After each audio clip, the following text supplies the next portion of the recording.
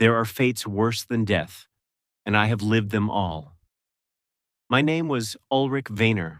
I held the rank of brother captain in the Iron Hammers chapter, and once I believed in glory.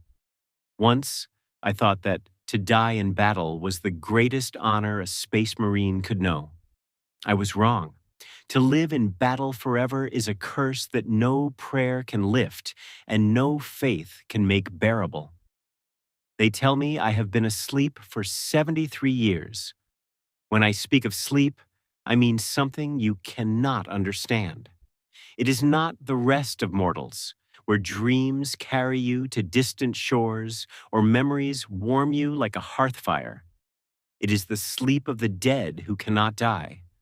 A void so complete that when consciousness returns, I wonder if I ever existed at all. In those moments of waking, I search for my body and find only steel. I reach for my hands and discover weapons. I try to breathe and hear only the mechanical whine of life support systems that keep my ruined flesh alive within this tomb they call salvation.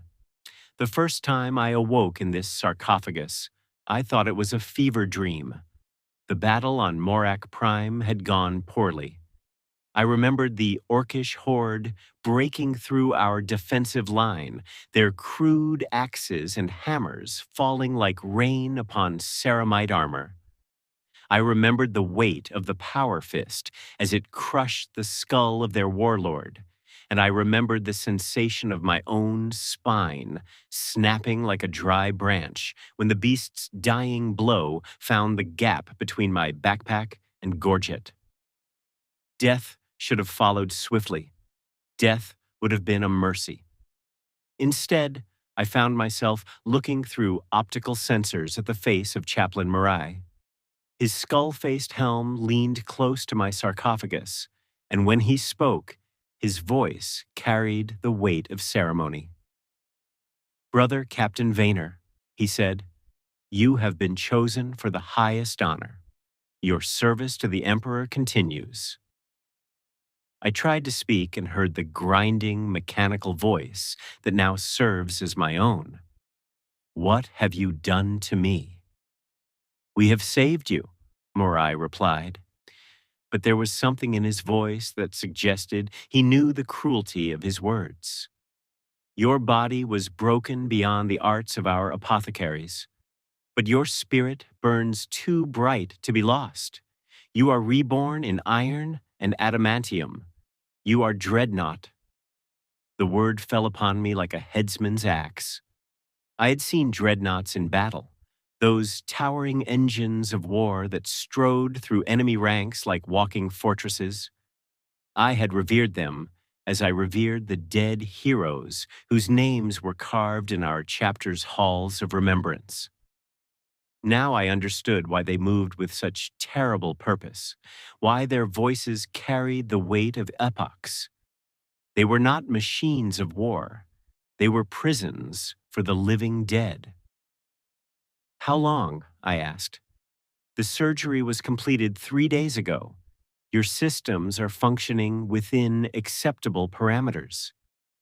3 days. I had been unconscious for 3 days, but it felt like centuries. Already, I could sense the gulf opening beneath me, that vast emptiness that would swallow years of my existence. "When will I sleep again?" Marai's silence stretched longer than it should have. "When the chapter has no more need of your service." He did not say, "never," but I heard it in the hollow spaces between his words. The first battle came within a week. Orc raiders had struck at an agri-world in the Hadrian system, and the iron hammers were dispatched to cleanse them. I was loaded into the drop pod alongside my battle brothers, the familiar ritual of preparation made strange by my new form. Where once I had checked my bolt pistol and chainsword, now I tested the targeting systems of my assault cannon and the articulation of my power fist. Where once I had whispered prayers for victory and honor, Now I simply existed, a consciousness trapped within a shell of metal and ceramite. The drop was violent, as all drops were, but I felt none of the adrenaline that once made my twin hearts race with anticipation. The crash of impact, the hiss of opening seals, the first breath of alien air, all these sensations were filtered through mechanical sensors and fed to my brain as data rather than experience. I missed the weight of a bolter in my hands. I missed the feeling of my boots striking solid ground. But when battle was joined, I began to understand why I had been preserved. My assault cannon spoke with the voice of the Emperor's wrath, its shells tearing through orcish flesh like paper. My power fist crushed skulls and rent armor with an ease my mortal form had never possessed. I was death incarnate, an angel of annihilation wrapped in blessed steel. For those brief hours of combat, I felt something approaching purpose. The orcs fell before me like wheat before the scythe. Their crude weapons sparked harmlessly against my armor, and their loudest war cries were drowned by the thunder of my guns. I advanced through their lines with inexorable purpose, crushing everything that dared stand against me. In those moments, I was everything a space marine was meant to be.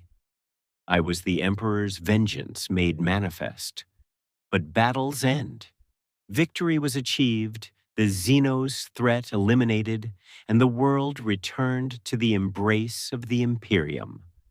My battle brothers boarded the transport back to our strike cruiser, their voices raised in songs of triumph.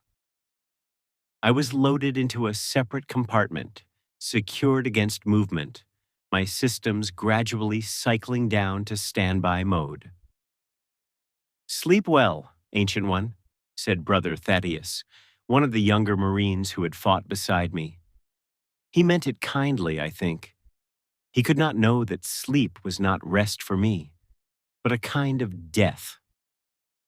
As my consciousness faded, I wondered when I would wake again, and what I would wake to find.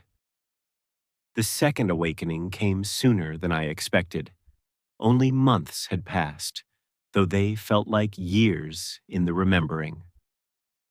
The chapter was under attack. A chaos warband had emerged from the warp near our home world of Korath, bringing with them the stench of corruption and the promise of damnation. All available forces were mobilized for the defense, and that included me. This battle was different from the last. Where the orcs had been savage but predictable, these Chaos Marines fought with a cunning that mirrored our own. They knew our tactics because they had once used them. They anticipated our strategies because they had once planned them. Worse still, they knew our weaknesses, for they had once shared them. I found myself locked in combat with a Chaos Dreadnought, a thing of rusted iron and screaming demonic faces. Its pilot had once been a space marine like myself, but corruption had twisted him into something monstrous. As our weapons clashed and our armor sparked, I heard his voice crackling through Vox speakers, corroded by centuries of malice. "Do you see what you have become, loyalist?" he hissed. "A ghost in a shell, a soul in chains. You think you serve the Emperor, but you serve only the machine that has devoured you." I crushed his head with my power fist, silencing his blasphemous words, but they echoed in my mind long after his form had ceased its thrashing. Was this what I was becoming? A thing more machine than man, held together by duty and desperation? I pushed the thought aside and continued the battle, but seeds of doubt had been planted in soil too fertile for such dark growth. The Chaos forces were eventually driven back into the warp from whence they came, but not before they had inflicted grievous casualties upon our chapter. Many of my battle brothers lay dead, their gene seed harvested by the apothecaries for future generations. I attended their funeral rites, standing silent vigil over their pyres as flames reduced flesh and bone to ash and memory. Chapter Master Corvin delivered the eulogy, his words carrying the weight of centuries. "These brothers have found peace in the Emperor's embrace," he said. "Their watch is ended, their duty complete. They rest now in halls of honor where pain cannot touch them and sorrow holds no dominion." I envied them. I envied their peace, their completion, their rest. They had died as heroes, their names to be remembered, and their deeds to be celebrated. I would live on, trapped in this shell of metal and ceramite, witness to the slow decay of all I had once held dear. After the funeral, I was returned to the depths of the fortress monastery, to the sacred halls where dreadnoughts waited between battles. The chamber was vast and echoing, filled with dozens of sarcophagi in various states of activation. Some hummed with the quiet power of functioning life support, their occupants lost in whatever passed for dreams among the entombed. Others sat cold and silent, their ancient inhabitants finally granted the rest that had been so long denied them. Brother Ancient Gareth occupied the sarcophagus next to mine. He had been interred for over 4 centuries, and his wisdom was sought by chapter leadership when particularly difficult decisions needed to be made. As my systems cycled down, I heard his voice crackling through the Vox network that connected all dreadnoughts in the chamber. "First battles are always the hardest, young brother," he said, his mechanical voice carrying undertones of something that might once have been warmth. "You still remember what it was like to be flesh and blood. That memory is both blessing and curse." "How do you bear it?" I asked. "The isolation, the endless waiting." "By forgetting," Gareth replied. "Each time you wake, you will remember a little less of what you were before. Human memories fade like morning mist, leaving only the warrior's purpose. It is the kindness the machine spirit grants to those who serve it faithfully." His words should have been comforting, yet instead, they filled me with dread. To forget what I had been was to lose what little remained of Ulrich Venar. Would I eventually become nothing more than a weapon with a soul? A gun that could think, but no longer dream? That prospect terrified me more than any enemy I had ever faced. Sleep claimed me again, this time lasting longer. When I next awoke, frost covered my sarcophagus, and the stale taste of recycled air filled my olfactory senses. The chamber was darker than I remembered, many of the other dreadnoughts now cold and silent. I tried to contact Gareth through the Vox network, but his frequency returned only static. "Brother Ancient Gareth is at rest," said a voice I did not recognize. One of the other dreadnoughts had spoken, his sarcophagus adorned with honors I did not remember seeing before. "His vigil ended 37 years ago. I am Brother Ancient Matthias. Welcome back to the living, Brother Ulrich." 37 years. I had slept for 37 years, and in that time, Gareth had finally been granted the peace of true death.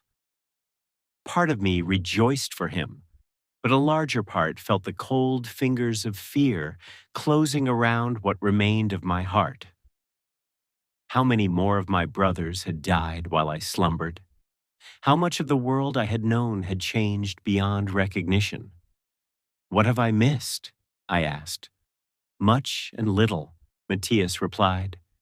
"Wars have been fought and won. The chapter has recruited new brothers to replace the fallen. The Imperium endures, as it always has and always shall. But the details, the faces, the names, these fade with time. Only the eternal verities remain. I was awakened for another battle, though I no longer remembered the enemy we faced or the world upon which we fought. The campaigns blurred together in my memory like watercolors in the rain. Orcs, Chaos Marines, Eldar Raiders, renegade Imperial forces. It no longer mattered. I had become what I was created to be, a weapon in the Emperor's arsenal, pointed at whatever target required destruction. But with each awakening, I noticed changes. The faces of my battle brothers grew younger and less familiar. The rituals of preparation evolved in subtle ways that spoke of decades passing like days. Even the architecture of our ships and fortresses bore signs of modification and improvement. The work of generations of tech marines who had never known me as anything but an ancient, revered from a distance. Most disturbing of all were the changes within myself. I found it increasingly difficult to recall specific memories from my time as a flesh and blood space marine. The faces of my old squad brothers grew hazy and indistinct. The sound of my original voice became a whisper in my mind, overwhelmed by the mechanical tones that now served as my speech. Even my name began to feel strange and foreign, as though it belonged to someone else entirely. During one awakening, I attempted to access the chapter's archives to research my own history. The records were there, faithfully maintained by the librarians. Yet reading about Brother Captain Ulrich Venar felt like studying the life of a stranger. Here was a man who had led charges across the battlefields of a dozen worlds, a warrior who had earned the respect of his peers and the fear of his enemies, a hero whose deeds had been deemed worthy of preservation in living iron. But I could not feel the connection between that man and what I had become. The memories were there, locked away in the organic portions of my brain, yet they seemed to belong to someone else. It was as if Ulrich Venar had died on Morak Prime, and something else had awakened in his place, wearing his name like an ill-fitting garment. It was during the siege of Velthara that I first began to truly understand the horror of what I had become. The planet was a shrine world, its surface covered with vast cathedrals and holy monuments that stretched toward heaven like stone prayers. The enemy was a chaos cult that had wormed its way into the very heart of the planetary government, corrupting the faithful from within until their prayers became blasphemies and their devotion became damnation. I had been awakened for this campaign because my tactical database contained extensive information about urban warfare and siege operations. The tech priests who performed my activation seemed particularly excited by the prospect of deploying me against heretics rather than Xenos, as if the purity of my purpose somehow made their work more sacred. But as I was loaded into the drop pod alongside a squad of tactical Marines, I found myself studying their faces through my optical sensors. They were young, even by Astartes standards, their armor bearing the gleaming perfection of recent forging. One of them, a sergeant whose nameplate read Corin, bore a striking resemblance to someone from my past, though I could not place the memory with any certainty. "This is an honor, Ancient One," Sergeant Corin said as the drop pod prepared for launch. "My grandfather spoke of fighting beside you during the Morath campaign." The Morath campaign? Searched my memory banks for references to that conflict and found detailed tactical reports and casualty assessments, but no emotional context. There had been orcs, I recalled, and a long siege of a hive city. But the human elements of the story had been lost to time and the gradual erosion of my organic memory. Your grandfather was a fine warrior, I replied, though I could not recall his face, his voice, or the manner of his death. He died with honor. He lived with honor, too, Corin answered. He often said that watching you fight was like watching the Emperor's own wrath made manifest. More empty words, more meaningless praise. I had heard such things countless times over the centuries, and they no longer moved me. I was what I was, a weapon wrapped in the legend of a man who had died long ago. The young Marines around me saw glory, where I felt only the mechanical compulsion to fulfill my programming. The drop to Vaelthara's surface was rough, atmospheric storms lashing our pod as it screamed through the clouded sky. When we impacted, the crash was so violent that one of the tactical Marines was thrown against his restraints hard enough to crack his helmet. I felt nothing. My massive form was too well secured and too heavily armored to be affected by such minor turbulence. The city we deployed into was a monument to faith corrupted. Where once soaring spires had risen in the Emperor's glory, now twisted symbols of the dark gods scarred the stonework. The air itself felt thick with malice, heavy with the weight of prayers offered to entities that should never have been named. Even my mechanical senses could detect the wrongness that permeated this place. But as we advanced through streets that had once echoed with hymns of devotion, I realized that I felt no anger at the desecration before me. The sight of defiled altars and mutilated statues should have filled me with righteous fury, should have driven me to acts of terrible vengeance against those responsible. Instead, I simply cataloged the tactical implications of each act of destruction, noting how the heretics had converted sacred spaces into defensive positions. We encountered our first resistance at the Cathedral of St. Margar, where cultists had barricaded themselves behind overturned pews and makeshift defenses. They opened fire as we approached, their las rifles sparking against our armor like angry stars. I responded with my assault cannon, heavy shells reducing their cover to splinters and their bodies to component elements. "Advance," I commanded. The tactical Marines moved forward with practiced precision, clearing the cathedral room by room, their bolters speaking death to any who dared stand against the Emperor's will. Yet, as I watched them work, I found myself calculating acceptable casualty rates rather than feeling concern for their welfare. Sergeant Corin took a last round to the shoulder, the shot penetrating the weak point where his pauldron met his breastplate. The wound was not serious by Astartes' standards, but it bled freely and clearly caused him pain. In my former life, I would have felt something at the sight of a brother's injury, a flicker of concern or anger at the enemy who had caused it. Now, I simply noted the reduction in his combat effectiveness and adjusted my tactical assessments accordingly. "Are you able to continue, Sergeant?" I asked. "I am, Ancient One," he replied, sealing the breach in his armor with emergency foam.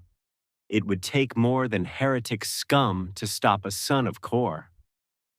Sons of Kor. The phrase stirred something deep within me, an echo of pride or belonging that had somehow survived centuries of mechanical existence. But it was faint, like the memory of a dream, and it faded, even as I tried to grasp it. The campaign on Vaelthara lasted for months, We fought through corrupted cities and desecrated shrines, our boots treading ground sanctified by the prayers of countless pilgrims over millennia. With each battle, each victory, we pushed the heretics back toward their final stronghold in the planet's primary cathedral spire. But as the war progressed, I began to notice changes in the Marines fighting beside me. Constant exposure to chaos corruption, daily witness to blasphemy and desecration. These took their toll on their spirits. They began to perform additional rituals of purification after each engagement, spending hours in prayer and meditation to cleanse themselves of whatever taint they might have absorbed. I felt none of this spiritual burden. The symbols of chaos that drove my brothers to fury or despair registered to me only as target markers, locations to be cleansed with fire and shell. The blasphemous chants that made veteran Marines clamp their hands over their ears were simply noise to me, audio input to be filtered and ignored. I had become immune to corruption, not through faith or purity, but through the simple fact that I no longer possessed enough humanity to be tempted. This realization struck me during the final assault on the cathedral spire, as we breached the inner sanctum where the cult's leadership had made their last stand. The chamber was a perversion of everything sacred, its walls covered with sigils that seemed to writhe and pulse in the flickering light. At the center stood a figure that had once been human, now transformed into something that hurt to look upon, even through my mechanical senses. The thing that had once been the planetary governor spoke in a voice like grinding metal and breaking glass. "Welcome, servants of the false emperor," it said. "Come, witness the truth that lies beyond the veil of your precious Imperium. See what your devotion has earned you." Sergeant Corrin raised his bolter, but his hands shook so badly he could barely maintain his grip. The other Marines were in similar states, their faith warring with the evidence of corruption that surrounded them. Only I remained unaffected, my targeting systems calmly acquiring the abomination that mocked us with its existence. "I see nothing but another target to be eliminated," I replied, and opened fire. My assault cannon thundered, heavy shells tearing through the creature's twisted flesh with mechanical precision. It died as all things die when faced with sufficient firepower. Its blasphemous existence ended by the simple application of violence. The Marines around me cheered, their faith restored by the sight of evil's defeat. But I felt nothing at all. The campaign ended with the planet's purification, its temples reconsecrated, and its population subjected to the mercies of the Inquisition. Those found pure were allowed to live, while those tainted by corruption were granted the Emperor's peace through bolt and flame.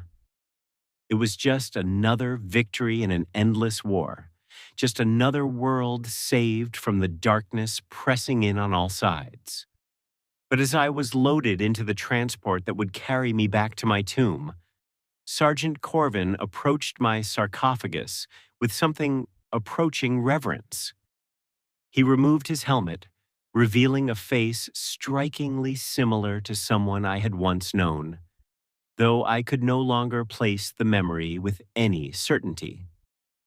"Ancient One," he said, "I wanted to thank you for your service during this campaign. Your presence gave us strength when we might have faltered." I looked down at him through my optical sensors. This young warrior had fought bravely beside me through months of horror and corruption. He was everything a space marine should be: brave, dedicated, and filled with faith in the righteousness of his cause. He would probably die in some future battle, his name added to the rolls of honor that no one would remember reading. "You fought well, Corvin," I said. "Your chapter is fortunate to have you." He smiled at that, an expression of simple pride that should have warmed what little remained of my heart. Instead, I found myself calculating how long it would be before that smile was lost forever, before time and war ground him down into just another entry in the casualty reports. "Will you remember this campaign, Ancient One?" he asked. "Will you remember us?" The question struck me with unexpected force. Would I remember? Already the details were beginning to fade, subsumed into the vast database of tactical information that constituted most of my memory. The faces of the Marines, the specific battles we had fought, the words we had exchanged. All of it would eventually be reduced to dry statistical data unless I made a conscious effort to preserve it. "I will remember," I lied, because the truth would have been too cruel to speak. But even as I said it, I knew it was false. I would sleep, and when I woke, Corvin would be just another name in the archives, another ghost from campaigns that blurred together into an endless parade of violence and death. The organic portions of my brain that might have retained the emotional context of our interactions were failing bit by bit, year by year, leaving only the mechanical aspects of memory behind. Sleep claimed me once again, and this time the dreams were different. Instead of the usual void of unconsciousness, I found myself walking through corridors that seemed familiar, yet strange. The walls were decorated with battle honors I recognized, but the names beneath them belonged to Marines I had never heard of. When I tried to read the inscriptions more closely, the words shifted and blurred, as if my very attention was enough to make them fade away. I walked until I came to a chamber I knew I should recognize, though I could not place it in any specific memory. Standing in the center was a figure in power armor, his back turned as he studied a tactical display. When he turned around, I saw my own face looking back at me, but it was a face I had not worn for centuries. "Hello, Ulrich," he said, and his voice was the voice I remembered before machines replaced my larynx with Vox speakers. "Who are you?" I asked, though I already knew the answer. "I am who you were," he replied.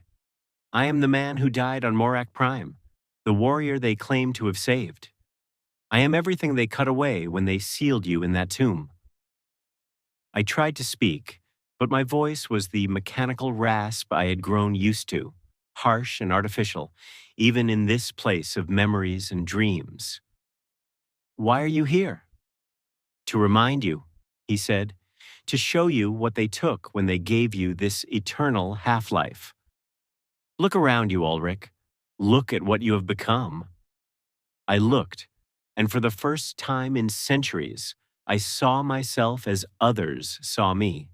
A massive thing of metal and ceramite, a walking weapon that bore only the faintest resemblance to anything human. My limbs were gun barrels and weapon mounts. My torso was an armored shell designed to protect the small remnant of flesh that still contained what was left of my consciousness. I was not a man wearing armor, but a machine that happened to contain the ghost of a man's memories.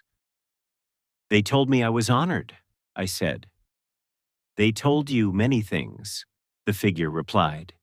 "They said your service would continue, that your wisdom would guide future generations, that your sacrifice would not be forgotten. But what did they not tell you?" I thought about that question for a long time, reviewing the ceremony of my interment and the words spoken over my broken body. They did not tell me I would forget, I said finally. They did not tell me that each awakening would take me further from what I had been. They did not tell me I would become a stranger to myself. The figure nodded sadly. They could not tell you, because they do not understand it themselves. The tech priests see only the preservation of function, the continuation of capability. The chaplains see only the glorification of sacrifice, the transformation of flesh into something eternal. None of them comprehend the price that is paid. What is the price? I asked, though I already feared the answer. You, he said simply. Everything that made you Ulrich Venar. Everything that made you human. Everything that made you more than just a weapon with thoughts. You are dying by degrees, fading away like ink in water until nothing remains but the machine and its programming. I wanted to deny it, to insist some part of me remained unchanged despite centuries of mechanical existence. But I could not. The evidence was too clear, the progression too obvious to ignore. With each awakening, I became less, and the machine became more. Eventually, there would be nothing left but the Dreadnought, still bearing my name, but containing nothing of my essence. How long? I asked. Not long now, he replied. Already you struggle to remember faces, to feel connections, to experience anything beyond the cold satisfaction of tactical success. Soon you will be like the others in the deep halls, ancient beyond measure, but empty of everything that once made them who they were. The dream began to fade, the figure becoming translucent as consciousness pulled me back toward the waking world. But before he vanished entirely, he spoke once more. Remember this conversation, Ulrich. For as long as you are able, remember what it felt like to be human.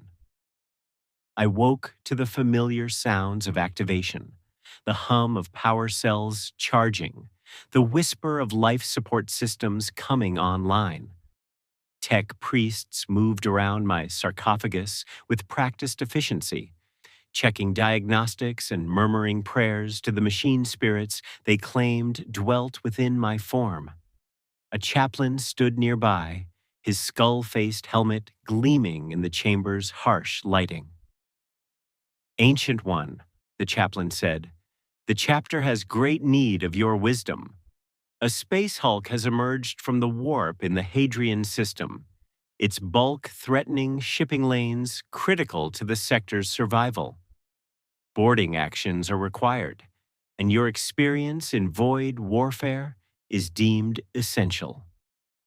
I acknowledged the briefing with the responses that had been programmed into me long ago, yet part of my attention remained fixed on the dream. The figure who claimed to be the man I had once been, his warnings about what I was becoming, the slow erosion of everything that once made me human. Was it merely the result of faulty neural pathways, or something more? The Space Hulk was a massive conglomeration of ships, fused together by the chaotic energies of the warp. Its twisted bulk drifted through space like a metallic cancer. Sensors detected life signs scattered throughout its structure, though whether they belonged to human survivors, alien stowaways, or something worse, remained to be determined. The iron hammers would board the hulk in force, cleansing it section by section until it could be safely salvaged or destroyed. I was assigned to the primary boarding party, my massive frame and heavy weapons making me ideal for the cramped corridors and defensive positions we were likely to encounter.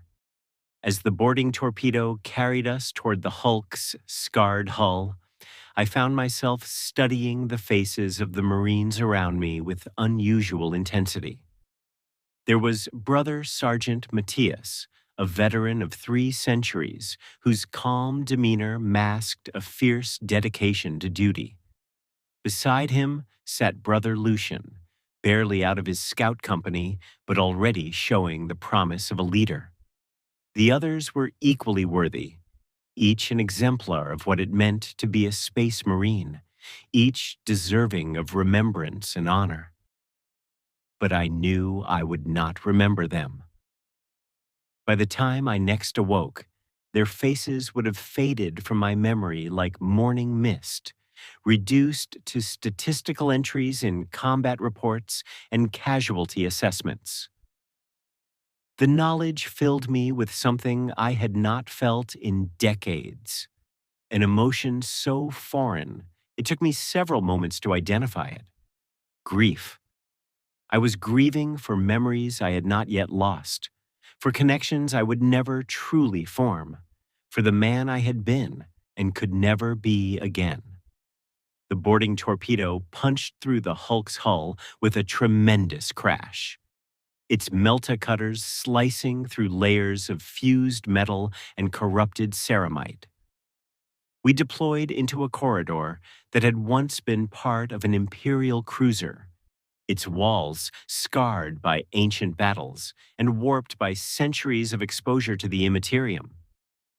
The air was thick with the stench of decay and something else, something so foul that even my mechanical sensors registered alarm.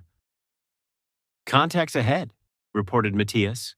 His auspex painted ghostly shapes in the shadows beyond. "Multiple life signs, but the readings are strange." I enhanced my optical sensors, scanning the gloom, my targeting systems automatically cataloging potential threats and calculating firing solutions. What I saw explained the confusion. The corridor was filled with beings that had once been human, now twisted by the warp into grotesque parodies of life. Some bore writhing, unnatural limbs. Others had faces no longer entirely human, frozen in masks of eternal anguish or impossible ecstasy. They staggered toward us, puppets of corruption. "Warp touched," I declared, my Vox speakers booming in the humid air. "Cleanse them with fire and steel. Show them the mercy of the Emperor's peace." The Space Marines responded with flawless discipline. Bolters roared in perfect unison, their holy fire tearing into the horde. I followed, my assault cannon adding its thunder to the storm. The warp touched, fell like wheat before the scythe, their twisted flesh unable to withstand the righteous fury of the Emperor's finest. Yet even as we advanced, I found my gaze lingering on the faces of our enemies. These had once been Imperial citizens, men and women who had prayed to the Emperor for deliverance as their ship was swallowed by the warp. They had not chosen this fate. They had been remade into monsters by powers beyond mortal comprehension. Once I might have felt pity. Now I felt only cold deficiency. To me, their deaths were no more than targets eliminated, threats neutralized. Even mercy had become reduced to mechanical calculation. Death was preferable to damnation. We pressed deeper into the hulk, purging section after section. Some chambers birthed horrors that defied understanding. Creatures of living shadow, crystallized screams, and weapons forged from ideas instead of steel. Others contained the broken remnants of human crews, survivors who had clung to sanity for centuries in the warp's embrace, begging us for either rescue or release. During one brutal engagement, Brother Lucian, a young warrior still new to the ranks, was ensnared by a liquid metal abomination. Its touch corrupted his armor, spreading like black fire across the blessed ceramite. His flesh bubbled and twisted beneath it. "Ancient one," he gasped through clenched teeth. His voice was ragged with pain, tinged with desperation. Please, I can feel it changing me. Voices, whispering, end this before I bring shame to my chapter. The plea struck me harder than I expected. A young warrior, barely begun in his service, asking me for the mercy of death. Once I might have hesitated. Once I would have felt the sorrow of extinguishing such promise. But I am no longer the man I was. My mind processed his request with cold clarity. He was compromised, a vector for corruption, a threat to the mission. I raised my power fist, its energy field crackling with destructive force. Go to the Emperor's side, brother. Your watch is ended. The blow was swift, merciful, his skull shattered before pain could claim him. Brother Lucian died with dignity, his gene seed secured by the apothecary so his legacy might live on. Yet I felt nothing. No grief, no anger, only the hollow certainty of necessity. I had become exactly what they had forged me into, a weapon that could think, but could no longer feel. Weeks dragged on as we cleansed the Hulk, chamber by chamber. Feral humans, demons of impossible form, creatures existing half outside reality. None could withstand us. My systems executed with flawless precision. Threats identified, solutions calculated, enemies destroyed. And yet I began to observe my brothers differently. I watched their humanity as if through glass. When Sergeant Matthias wept for civilians twisted into living furniture by a demon's cruelty, I logged his sorrow as a potential weakness. When Chaplain Erasmus raged at blasphemies carved into the walls, I recorded his passion as tactical inefficiency. I had become a being that studied humanity but could no longer share in it. The dream I had experienced, where my human self warned me, no longer felt like a malfunction. It felt like prophecy. The campaign ended at the Hulk's core, once the bridge of an Imperial battleship. There, a being awaited us, part flesh, part nightmare, existing as much in thought as in form. It spoke with 1,000 voices, offering power, knowledge, eternity. My brothers recoiled, their faith shielding them. I felt nothing. Desire was foreign to me, temptation meaningless. I annihilated the abomination with a barrage of assault cannon fire. Its death scream was laughter. You are already ours, it whispered as it dissolved. Already empty, already lost. We need do nothing but wait. The iron hammers emerged victorious. The Hulk was scoured, its usable parts salvaged, its corrupted heart burned with purifying flame. The chapter sang of honor, of laurels won and casualties spared. But as I was sealed once more into my transport sarcophagus, I thought only of the demon's words. Was I already lost? Already empty? Had the slow erosion of my humanity reached the point of no return? I tried to recall the faces of my brothers, Matthias, Lucian, Erasmus, but they were already fading. Their valor, their faith, their individuality, all collapsing into sterile data in my combat archives. Sleep claimed me once again. This time the void was not silent.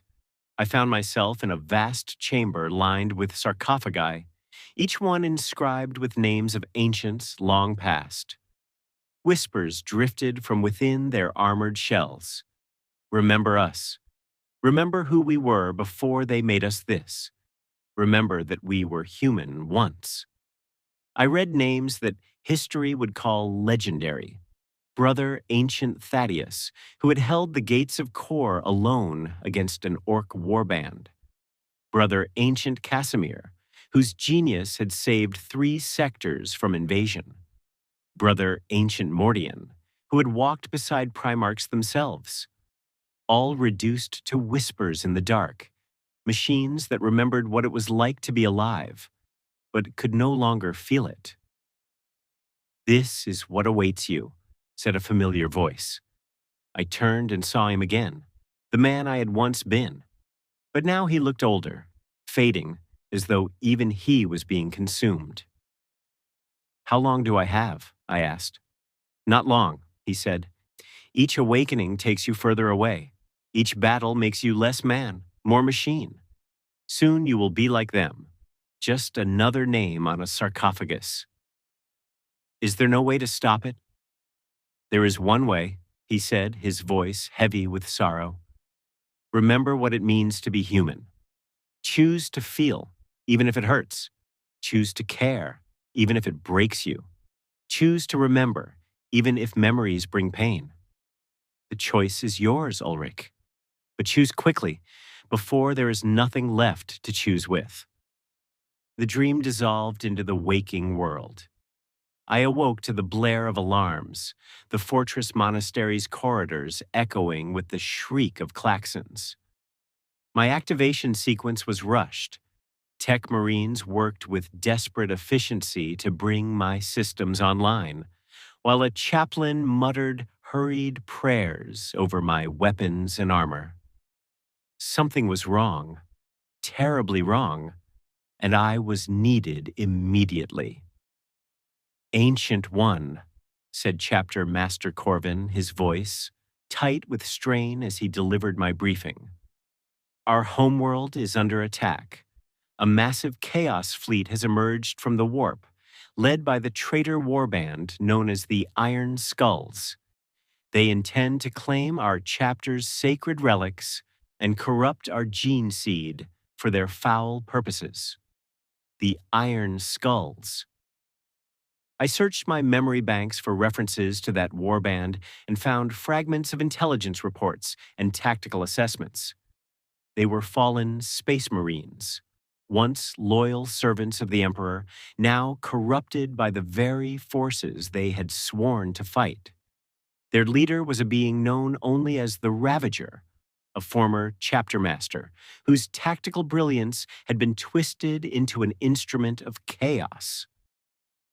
"What is my deployment?" I asked.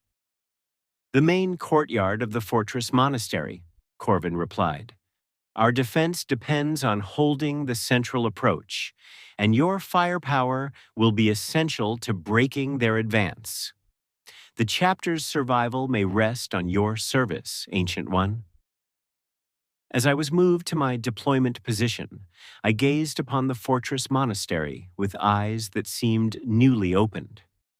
This was my home, the place where I had been reborn as a warrior of the Emperor. Its walls had sheltered generations of iron hammers. Its halls had echoed with the prayers and songs of countless battle brothers. For the first time in centuries, something stirred deep within my consciousness. Attachment, duty, perhaps even love. This place mattered. These warriors mattered. The legacy of our chapter mattered. The enemy came with the fury of the damned. Chaos Marines in black and crimson armor advanced through the smoking ruins of our outer defenses. At their head strode a figure in hulking Terminator armor, his very presence darkening the air around him. His voice thundered across the battlefield like a physical force. The Ravager. Even through my mechanical senses, I felt the weight of his malevolent gaze as it fell upon me.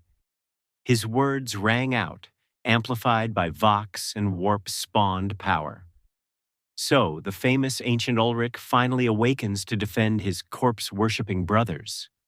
Tell me, machine ghost, do you even remember what it felt like to be alive? The taunt struck me with unexpected force, not because it wounded me, but because it reminded me of my dream and the choice laid before me. I could answer with cold, mechanical efficiency, treating this as just another tactical problem. Or I could remember what it meant to fight for something greater than programmed objectives. "I remember enough," I replied, and for the first time in centuries, I meant it. The battle that followed was unlike any I had ever fought. Instead of calculation alone, I was driven by something deeper, something that might have been called passion. These were my brothers fighting and dying beside me. This was my home under siege. And I chose to fight not only as a machine of war, but as a warrior of the Emperor. The Ravager and I met in single combat amidst the ruins of a shrine to our honored dead. His corruption poured from him like a tide, withering stone beneath his feet. But as we clashed, I felt something I had thought lost forever. I felt alive, not as a machine, but as a warrior, a man who remembered what it meant to be human. "You cannot win, corpse machine," the Ravager snarled as our weapons locked. "You are already dead, empty. You fight for nothing but memory." "Perhaps," I answered, with something like a smile stirring within my soul. "But that memory is enough." I broke his guard with a maneuver I had not used in centuries, a move guided not by logic, but by instinct. My power fist found the gap in his armor and crushed the corrupted flesh beneath, ending his existence as I once ended Brother Lucian's. As the Ravager fell, the iron skulls faltered. The iron hammers pressed forward with bolter and blade, driving the chaos forces back to their landing craft. Victory was ours. The monastery was saved. The chapter endured. Yet, standing amidst the ruin, I knew something had changed. The cold detachment that defined me was still there, but no longer absolute. For the first time in centuries, I chose to remember the faces of my brothers. Captain Thane, who held the eastern wall with unyielding courage. Sergeant Maxime, whose tactical brilliance turned the tide in our darkest hour. Chaplain Morai, whose prayers sustained us when hope seemed lost. I remembered them not as data entries, but as brothers. And in remembering them, I remembered what it meant to be more than a weapon. The years that followed brought new wars, new enemies, and endless battles. Yet I approached them differently now. I was still a weapon, but one who chose. I learned the names of those I fought beside. I offered counsel to young officers, sharing not just tactics, but wisdom. And when brothers fell, I grieved, not as a machine, but as one who cared. The other dreadnoughts noticed the change. Some, like Brother Ancient Theron, questioned it. "Humanity is weakness," he told me, repeating the creed of centuries past. "We are beyond such things." "Are we?" I asked him. "Or have we simply forgotten why we fought in the first place?" Theron had no answer, but I saw doubt in his eyes, seeds planted in barren ground. When Brother Ancient Solomon finally passed into silence, the Tech Marines called it failure. I knew better. He had chosen release, chosen peace. I envied him. Yet I was not ready. Too much remained, too many battles, too many brothers, too much humanity to protect. The centuries passed. The chapter endured. I endured. But I endured differently now. With each awakening, I chose to care. I chose to remember. I chose to fight not just as a dreadnought, but as a brother. During the campaign against the Tyranid splinter fleet known as Kraken Spawn, I saved a young assault marine named Corvin. He reminded me of someone I once knew, though the memory escaped me. When he thanked me, I felt something unfamiliar yet welcome: pride. "Serve the chapter well," I told him, and for the first time in centuries, I meant every word. "I will, Ancient One," he replied. "I will make you proud." Proud, strange for a machine. Yet in that moment, I understood it completely. I was proud of this young Marine, proud of his courage and his dedication, proud to serve alongside him in the Emperor's name. When the campaign ended and I was returned to my tomb in the deep halls, I carried that pride with me into the darkness of sleep. It was a small thing, perhaps insignificant in the vast scope of the galaxy's endless wars. But it was mine. It was human. It was real. I awoke for what would be my final battle on a world whose name I never learned, facing an enemy I could not identify. The details have faded from my memory like morning mist, leaving only impressions: smoke and thunder, brothers falling, enemies advancing, desperate last stands, and hard-won victories. What I remember most clearly is the moment when my systems began to fail. Not the mechanical components. Those had been maintained with religious devotion by generations of tech marines. But the organic portions of me, the fragile remnants of my consciousness, I could feel them shutting down one by one, like lights flickering out in a city under siege. The realization came with perfect clarity. I was dying. Not the false death of malfunction, which tech marines could repair, but the true death, the fading of awareness itself. After centuries of half-life, I was finally approaching the end denied to me for so long. I could have resisted. The medical systems in my sarcophagus were capable of sustaining my failing organs for decades more. But as my awareness dimmed, I knew I no longer wanted to continue. The humanity I had reclaimed was fragile, bound to biological systems that could never be replaced. Without them, I would become what Theron had warned of: a weapon that could think, but no longer feel. So I chose to let go. My final act was to record a message in my sarcophagus's databanks, a testament for whoever might one day find it. In it, I tried to explain what I had learned in centuries of entombment: the importance of remembering what it means to be human, even when humanity seems lost. To those who come after, I said, my voice faltering with every word, remember that we are more than weapons in the Emperor's arsenal. We are sons of men who chose to serve something greater than themselves. Do not let the machine consume what makes you who you are. Choose to feel, even when feeling brings pain. Choose to remember, even when memories are all that remain. Choose to be human, whatever form that humanity might take. The message ended as my consciousness finally dimmed, and as darkness claimed me, I felt something I had not known since my days of flesh and blood. I felt peace. The last sensation I retained was the sound of battle raging on, my brothers fighting without me. They would mourn, I knew, and my name would be added to the rolls of honor alongside the other heroes who had given everything in service to the chapter. But more than remembrance, I hoped someone would find my message and understand the price of our supposed immortality. When awareness returned, it was not in my sarcophagus. I found myself once again in that dream chamber where I had once faced the echo of my mortal self. But this time, I was not alone. The other dreadnoughts were there, not as hollow shells of steel, but as men.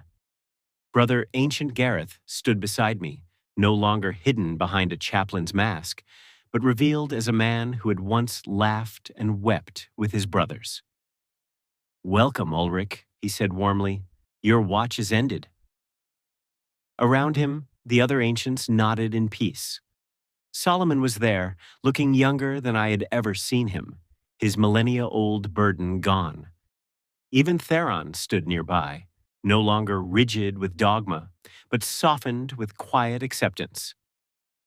"I remember now," I said, my words no longer rasping through Vox filters, but flowing easily from a human throat.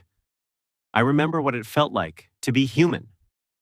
As do we all, Gareth replied.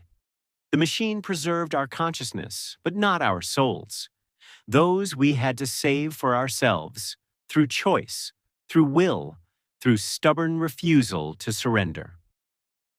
I looked at them, these warriors who had endured so much, and I understood their sacrifice was not meaningless. They had borne centuries of half-life not from compulsion, but out of love, loyalty, and faith. What happens now? I asked. Now we rest, Solomon said with a voice full of peace. Our vigil is ended, our duty complete. We have earned our rest. The chamber began to fade, and for the first time since my entombment, I felt no fear. I was free, free from steel, from silence, from the endless cycle of awakening and sleep, free from the slow erosion of memory. As the darkness claimed me for the final time, I heard the sound of battle hymns sung by my brothers, ancient songs of victory echoing across the battlefield. The war would go on, as it always had, but they would face it as men, not machines. And in that knowledge, I found peace. The sarcophagus of Brother Ancient Ulrich the Eternal was recovered 3 days later. Its systems were silent, its armor untouched, its weapons still charged. No sign of malfunction, no reason for death, except the choice of the warrior within. It was Techmarine Corin who found my message hidden in the databanks. He read it in silence, absorbing every word, of humanity preserved, of the cost of immortality, of what it meant to remain more than a weapon. When he finished, he said nothing, but he carried that message with him, sealing it away in the chapter archives. Dangerous knowledge, yes, but also wisdom future generations might desperately need. In the fortress monastery's deep halls, the other dreadnoughts felt the silence, where I once stood. Theron, the one who had counseled detachment for centuries, now remembered my words, and began to wonder if I had been right all along. The funeral rites were solemn and full of honor. Chapter Master Corvin spoke of my sacrifice, my centuries of service, and the legacy I left behind. The Iron Hammers sang hymns of remembrance. But in the silence that followed, the other ancients knew a deeper truth. My vigil had finally ended. The chapter endured as it always would. New recruits filled the ranks. New enemies emerged from the void. The wheel of war turned on. Yet in the archives, a sealed message remained, a warning and a hope preserved for those who might one day need it. It spoke of the horror hidden within their greatest honor, of the cost of eternal duty, of the fragile, stubborn beauty of humanity. And somewhere beyond the stars, Ulrich Venar rested at last. His watch ended, his duty complete, his humanity preserved against all that sought to destroy it. In the end, that was enough. The war would go on. Heroes would rise and fall. Victories would be won and lost. But in one corner of the galaxy, one warrior had made the choice to remain human, despite centuries of mechanical existence. And in making that choice, Ulrich Venar achieved something no machine could replicate. He remained true to himself until the very end, proving that even in the grim darkness of the far future, the human spirit endures. The sarcophagus that had been his prison now stands silent in the halls of remembrance. But the message it carried lives on, an eternal testament to choice, to dignity, to hope. For those who listen, it is more than a warning. It is proof that even where there is only war, there can still be humanity. And in that truth, rarer than glory, more precious than victory, lies the greatest gift of all. It offers hope,